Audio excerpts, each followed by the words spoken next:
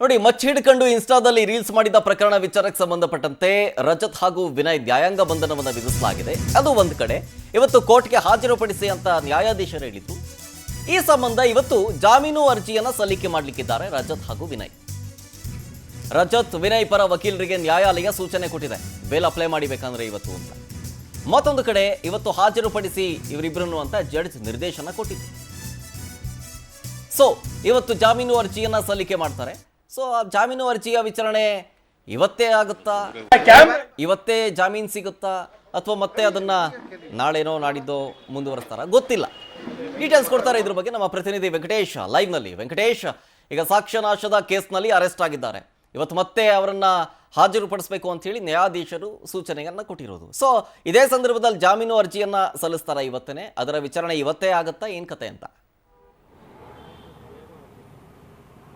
ಹೌದು ಶರತ್, ಏನಂತ ಹೇಳಿದ್ರೆ ರೀಲ್ಸ್ನಲ್ಲಿ ಮಾಡಿದಂತಹ ಒಂದು ಮಚ್ಚನ್ನು ಏನು ಅವರು ತೆಗೆದುಕೊಂಡ್ಬಂದು ಕೊಟ್ಟಿರ್ತಾರೆ, ಅಂದರೆ ಅದು ಒರಿಜಿನಲ್ ಅಲ್ಲ ಅನ್ನೋದು ಕೂಡ ಗೊತ್ತಾಗುತ್ತೆ. ಅದಾದ ಬಳಿಕ ಹೆಚ್ಚಂತಹ ಪೊಲೀಸರು ಕೂಡ ಅವರಿಗೆ ಮತ್ತೆ ವಿಚಾರಣೆಗೆ ಬರೋದಕ್ಕೆ ಹೇಳ್ತಾರೆ. ವಿಚಾರಣೆಗೆ ಬಂದಂಥ ಸಂದರ್ಭದಲ್ಲಿ ಅವ್ರನ್ನ ಅರೆಸ್ಟ್ ಮಾಡಿಕೊಂಡು ಸ್ಪಾಟ್ ಮಾಜರ್ಗೆ ಕರ್ಕೊಂಡು ಹೋಗ್ತಾರೆ. ಅವ್ರು ಎಲ್ಲಿ ರೀಲ್ಸ್ ಮಾಡಿದ್ರು ಆ ಒಂದು ಸ್ಪಾಟ್ ಮಾಜರನ್ನು ಮಾಡಿ ಆ ಮಚ್ಚನ್ನು ಎಲ್ಲಿ ಇಟ್ಟಿದ್ರಿ, ಯಾವುದು ಒರಿಜಿನಲ್ ಅಂತ ಕೇಳಿದಂಥ ಸಂದರ್ಭದಲ್ಲಿ ಪ್ರಾಪರ್ಟಿ ಸೆಟ್ಟಲ್ಲಿ ಮಿಸ್ ಆಗಿದೆ, ಯಾರೋ ಏನು ತಂದು ಕೊಟ್ಟಿರುವಂಥ ಅವರು ಮಿಸ್ ಆಗಿದೆ ಅಂತ ಹೇಳಿ ಕೂಡ ಅವ್ರು ಹೇಳಿರುವಂಥದ್ದು. ಅಂದರೆ ಪರೋಕ್ಷವಾಗಿ ಅವ್ರು ಒಪ್ಕೊಂಡಿರುವಂಥದ್ದು ಏನಂತ ಹೇಳಿದ್ರೆ ಇಲ್ಲಿ ನಾವು ಮಾಡಿದಂಥದ್ದು ಬಳಸಿರುವಂಥ ಮಚ್ಚಲ್ಲ ಅಂತ ಹೇಳಿ. ಸೊ ಆಗ ಪೊಲೀಸರಿಗೆ ಕೂಡ ಈ ಒಂದು ಸಾಕ್ಷಿ ನಾಶದ ಆರೋಪದ ಅಡಿಯಲ್ಲಿ ಪ್ರಕರಣವನ್ನು ದಾಖಲಿಸಿಕೊಂಡು ತನಿಖೆಯನ್ನು ಮುಂದುವರಿಸಿರುವಂಥದ್ದು. ಸದ್ಯಕ್ಕೆ ಅವ್ರನ್ನ ಕರ್ಕೊಂಡು ಬಂದು ನ್ಯಾಯಾಧೀಶರ ಮುಂದೆ ಹಾಜರುಪಡಿಸ್ತಾರೆ. ಅದಕ್ಕೂ ಮುಂಚೆ ಮೆಡಿಕಲ್ ಟೆಸ್ಟನ್ನು ಮಾಡಿಸಿ ಅವರ ಆರೋಗ್ಯದಲ್ಲಿ ಯಾವುದೇ ವ್ಯತ್ಯಾಸ ಇಲ್ಲ ಅಂತ ಹೇಳಿ ನ್ಯಾಯಾಧೀಶರ ಹತ್ರ ಕನ್ಫರ್ಮ್ ಮಾಡಿದ ನಂತರ ಅವ್ರನ್ನ 1 ದಿನಗಳ ಕಾಲ ಒಂದು ಪರಪ್ಪನಗರ ಜೈಲಿಗೆ ಕಟ್ಟಿರುವಂಥದ್ದು. ಇವತ್ತು ಅವ್ರನ್ನ ಮತ್ತೆ ಕೋರ್ಟ್ ಮುಂದೆ ಪ್ರೊಡ್ಯೂಸ್ ಮಾಡಬೇಕಾಗುತ್ತೆ. ಪೊಲೀಸರು ಕೂಡ ಈ ಸಾಕ್ಷಿ ನಾಶದ ಪ್ರಕರಣದಲ್ಲಿ ಇವರಿಬ್ಬರ ಪಾತ್ರ ಏನು, ಯಾಕಾಗಿ ಈ ರೀತಿಯಾಗಿ ಮಾಡಿದ್ದಾರೆ ಅನ್ನುವಂಥದ್ದು ಕೂಡ ಸರ್ಕಾರದ ಪರ ವಕೀಲರು ಕೂಡ ನ್ಯಾಯಾಧೀಶರ ಮುಂದೆ ಮನವರಿಕೆಯನ್ನು ಮಾಡಬೇಕಾಗುತ್ತೆ. ಯಾಕಂತೇಳಿದ್ರೆ ಈ ಒಂದು ಪ್ರಕರಣಕ್ಕೆ ಸಂಬಂಧಪಟ್ಟಂತೆ ಅವರು ಪೊಲೀಸರಿಗೂ ಕೂಡ ಮಿಸ್ಗೈಡ್ ಮಾಡಿರುವಂಥದ್ದು.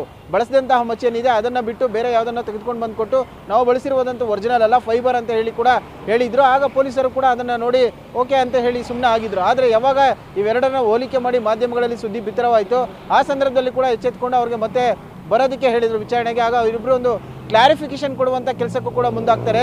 ಒಂದು ವಿಡಿಯೋವನ್ನು ಮಾಡಿ ಎಲ್ಲೋ ಮಿಸ್ ಮ್ಯಾಚ್ ಆಗಿರುವಂಥದ್ದು ಪ್ರಾಪರ್ಟಿ ಸೆಟ್ಟಲ್ಲಿ ಇದ್ದಂಥವ್ರು ತಂದುಕೊಟ್ಟಿದ್ದಾರೆ, ಹಾಗಾಗಿ ಇದನ್ನು ಉದ್ದೇಶಪೂರ್ವಕವಾಗಿ ಮಾಡಿಲ್ಲ ಅನ್ನುವಂತಹ ಒಂದು ಮೆಸೇಜನ್ನು ಕೊಡ್ತಾರೆ. ಅಂದರೆ ಅವರು ಮಾಡಿರುವಂಥದ್ದು ತಪ್ಪು ಅನ್ನೋದನ್ನು ಅವರೇ ಕೂಡ ಒಪ್ಕೊಂಡಿರುವಂಥದ್ದು. ಆ ಹಿನ್ನೆಲೆಯಲ್ಲಿ ಈಗ ಅವರಿಗೆ ಮತ್ತಷ್ಟು ಸಂಕಷ್ಟ ಕೂಡ ಎದುರಾಗಿದೆ. 1 ದಿನಗಳ ಕಾಲ ಇವತ್ತು ಅವರು ಪರಪ್ಪನಗರ ಜೈಲಿನಲ್ಲಿ ಇರಬೇಕಾದ ಪರಿಸ್ಥಿತಿ ಬಂದಿದೆ. ಈಗ ಮತ್ತೆ ನ್ಯಾಯಾಧೀಶರ ಮುಂದೆ ಅವ್ರನ್ನ ಹಾಜರುಪಡಿಸ್ತಾರೆ. ಪೊಲೀಸರು ಏನಾದರೂ ತನಿಖೆಗೆ ಅವಶ್ಯಕತೆ ಇದೆ ಅಂತ ಹೇಳಿ ಮತ್ತೆ ಕಸ್ಟಡಿಗೆ ಪಡಿತಾರಾ ಅಥವಾ ಜಾಮೀನಿಗೆ ಅರ್ಜಿಯನ್ನು ಹಾಕೊಂಡಿರುವಂಥದ್ದು, ಒಂದು ವೇಳೆ ಏನಾದರೂ ಜಾಮೀನು ಸಿಗುತ್ತಾ ಅನ್ನೋಂಥದ್ದನ್ನು ನೋಡಬೇಕಾಗುತ್ತೆ. ಯಾಕಂದರೆ ಯಾವುದೋ ಒಂದು ಪ್ರಕರಣವನ್ನು ಸಾಕ್ಷಿ ನಾಶ ಮಾಡುವಂತಹದ್ದು ಭಾಗಿಯಾಗ್ತಾರೆ, ಅದು ಕೂಡ ತುಂಬ ಗಂಭೀರವಾದಂತಹ ವಿಚಾರ ಅಂತಲೇ ಹೇಳ್ಬೋದು ಶರತ್. Thank you Venkatesh ಡೀಟೇಲ್ಸ್ಗಾಗಿ.